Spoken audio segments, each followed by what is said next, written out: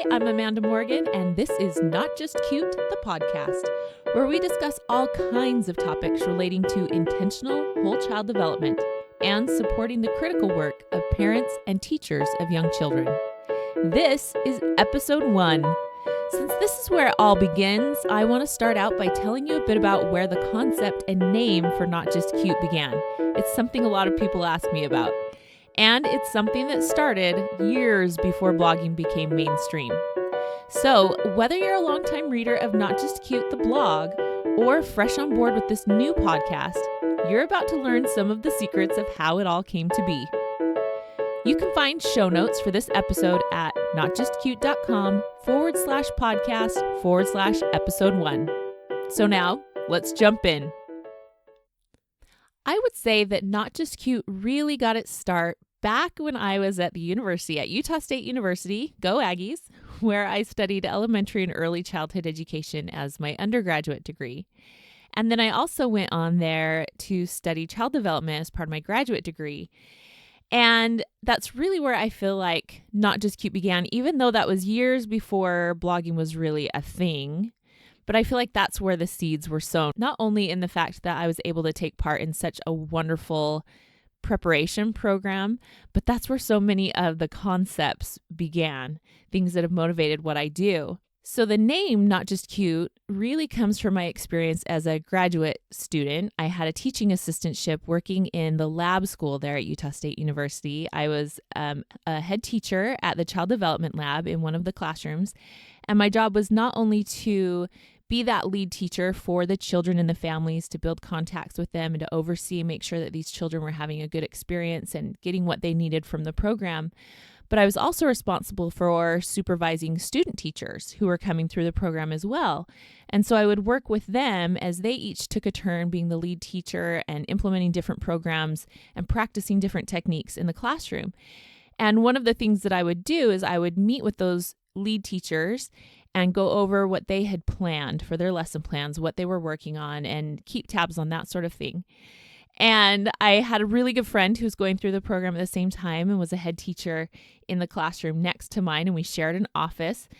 And a topic that would come up in our discussions was that so often when we met with our lead teachers or our student teachers working on different projects, was they would bring up this word cute. And it kind of became this buzzword between her and I that, you know, if these students kept using the word cute and presenting it as though it was part of their developmental objectives, we were just going to lose our minds here, right? That they would present these lesson plans and say, oh, here is what we're going to do, and it is going to be so cute.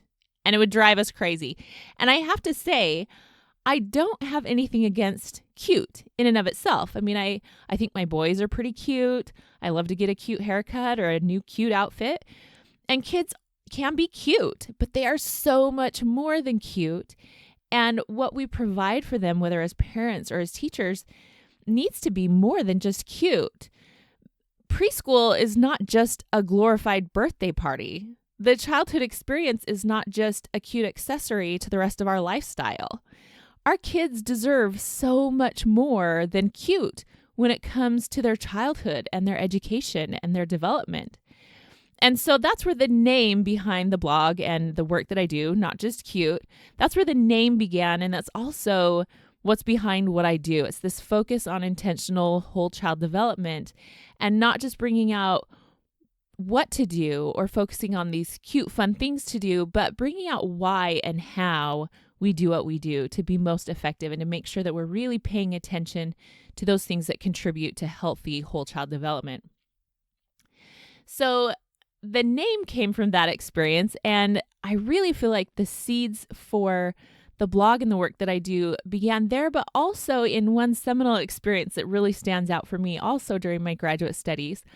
I was sitting in a classroom. We were discussing a study that was part of our assignment. We'd all read it ahead of time. We were discussing it in the class, and it was really fascinating. And I remember thinking how really interesting this information was.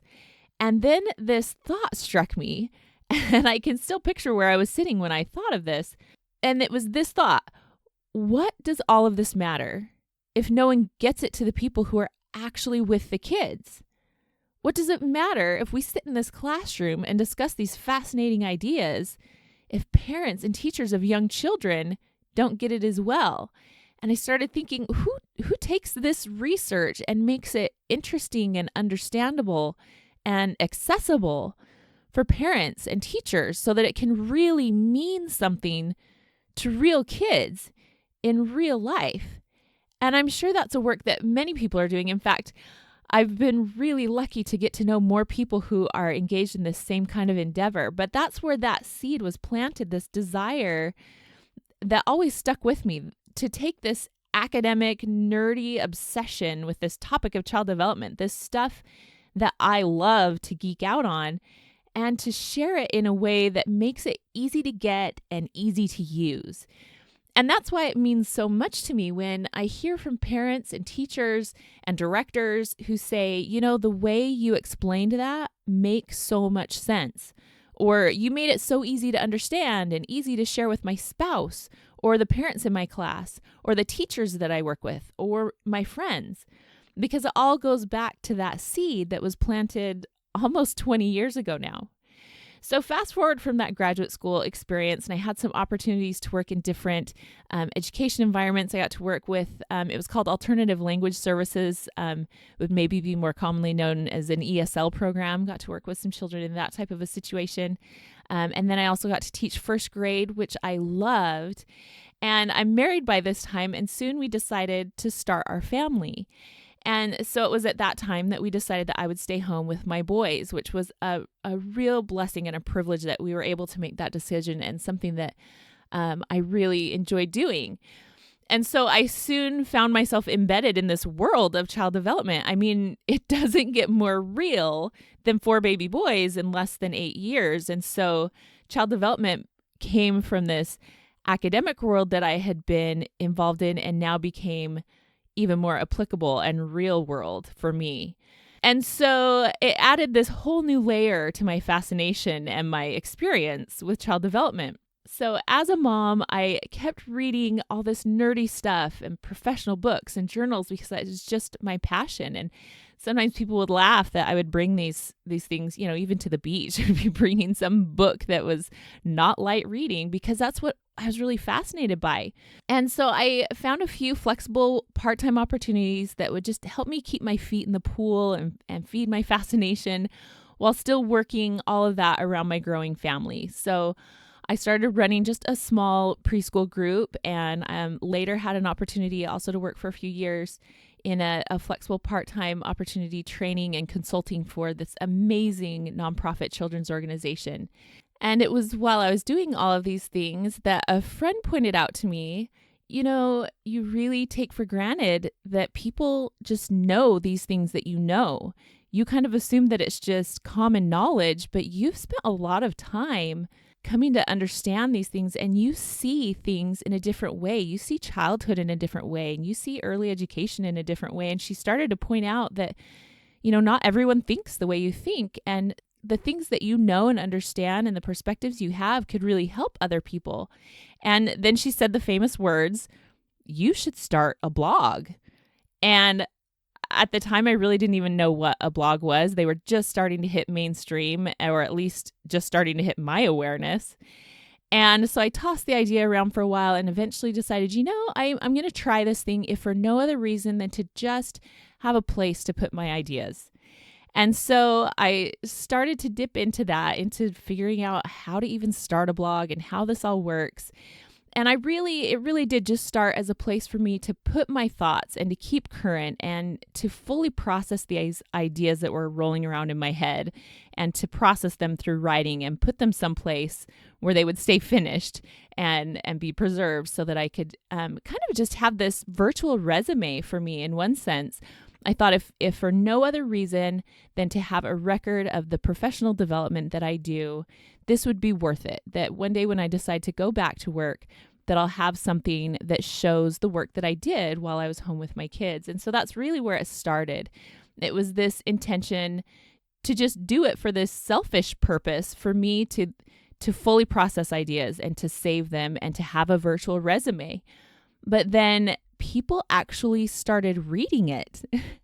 And I remember the first time that I saw a spike in my stats on my blog. I think about 75 people had visited in one day, and I was floored. I couldn't believe that many people would come in one day to read what I had written. And now I typically have thousands of people who come to Not Just Cute each day. And honestly, that still blows my mind. But it created this realization in me that this isn't just a selfish endeavor, but maybe this actually is helpful to other people as well. And it's been this amazing opportunity to join in the conversation on child development and on early childhood education. And it's been an honor to have a voice in that conversation, this conversation that I'm so passionate about. And so in the 8 years or so that I've been writing at Not Just Cute, it's evolved into so many amazing opportunities to network with other professionals and authors and to share my perspectives and have them shared as well, to work with parents and to speak with groups and to hear from them, and to train these inspiring groups of early childhood professionals around the United States and through the blog around the world. Child development and early childhood education are my passion, and I'm so grateful for the opportunity to have a voice in this field and to come in contact with so many amazing, wonderful people who are truly working miracles and making a difference in the lives of children. I'm grateful for you. Whatever brought you here, whatever role in the lives of children you have, I'm grateful not only that you're here listening and reading Not Just Cute, but that you're showing up for those kids, whoever they are, wherever they are, and in whatever capacity. And you are making a positive impact just by showing up every day. I'm honored to be included in that work, and I look forward to continuing on this journey together. Thanks again for listening to Not Just Cute, the podcast. You can find show notes at notjustcute.com/podcast/episode 1. I'm Amanda Morgan. You can read more on my blog and sign up for the Not Just Cute newsletter at notjustcute.com. And follow me on Facebook. That's facebook.com/notjustcute. Thanks for listening today, and thank you for standing up for children and for childhood.